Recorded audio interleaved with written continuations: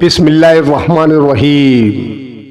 حضرت عمر فاروق رضی اللہ تعالی عنہ اس وقت خلیفہ نہیں تھے، لیکن دل میں امت کا درد رکھتے تھے۔ تمام صحابہ کی طرح انہوں نے حضور اکرم صلی اللہ علیہ وسلم سے یہ حدیث سن رکھی تھی، کیا خیر الناس من ینفع الناس، تمام انسانوں میں بہترین انسان وہ ہے جو دوسروں کو نفع پہنچائے۔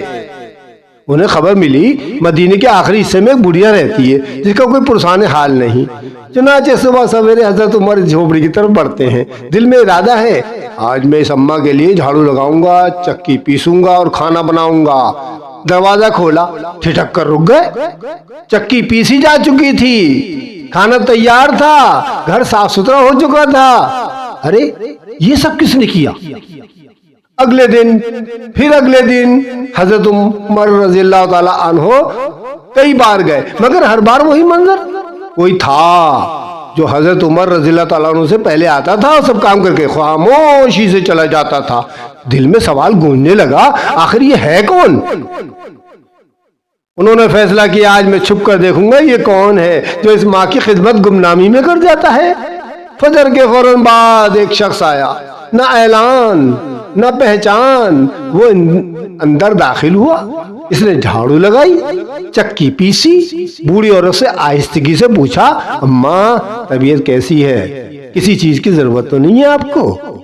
پھر کھانا بنایا، پانی رکھا اور خاموشی سے باہر نکلنے لگا۔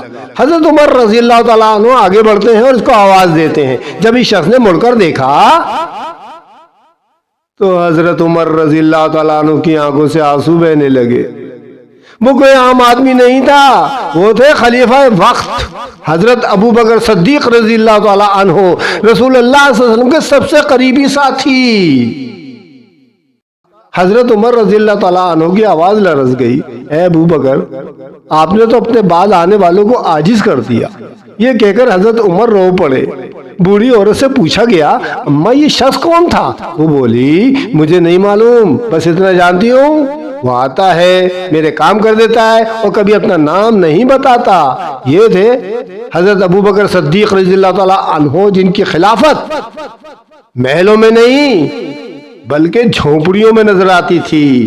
اور یہ تھی ہمارے پیارے نبی حضرت محمد صلی اللہ علیہ وآلہ وسلم کی تربیت۔ اللہ تعالی ہم سب کو بھی صحابہ کرام جیسا فرما بردار بنائے، ان کی سیرت پر عمل کرنے کی توفیق عطا فرمائے، آمین یا رب العالمین۔